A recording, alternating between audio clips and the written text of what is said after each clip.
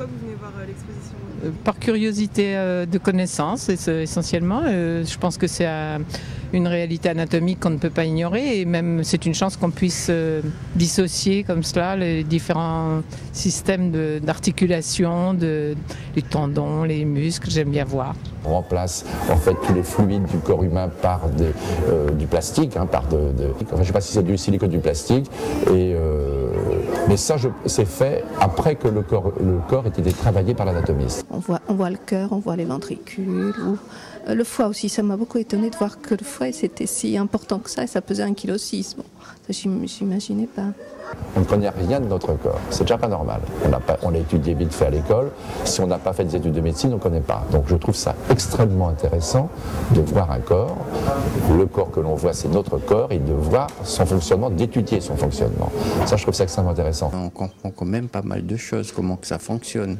Et il faut lire tout ce qui est écrit aussi, il ne faut pas juste regarder les squelettes. Non, il faut le voir simplement d'une façon technique et informative. Et puis bon, le reste c'est autre chose, c'est une autre polémique. Pourquoi le musée de l'homme n'a pas des collections de corps humains? On me dit pour des problèmes éthiques, si on veut.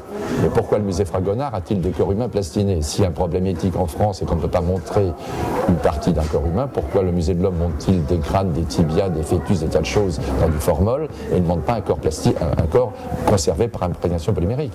Moi ça ne me pose pas de problème par rapport au commerce humain dans la mesure où ces corps sont morts ou dans la mesure où ils ont donné leur corps à la science.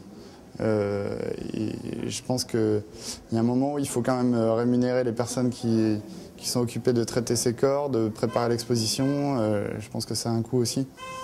Le fait de payer 15 € à l'entrée, c'est quand même...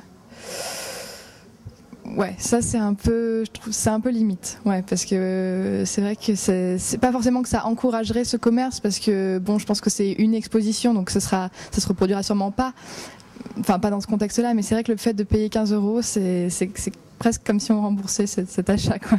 Mais c'est une démarche intéressante, enfin par rapport au rapport au corps en Occident, le rapport qu'on a par rapport à quelque chose d'assez sacré, et puis bah là le fait de découper comme ça. Moi, je trouve ça intéressant. Après, c'est vrai que bon, je comprends que ça pose problème à des gens de voir ces choses-là et de se dire que bon, on ne sait pas trop d'où ils viennent et qu'ils ont peut-être été achetés. Je comprends.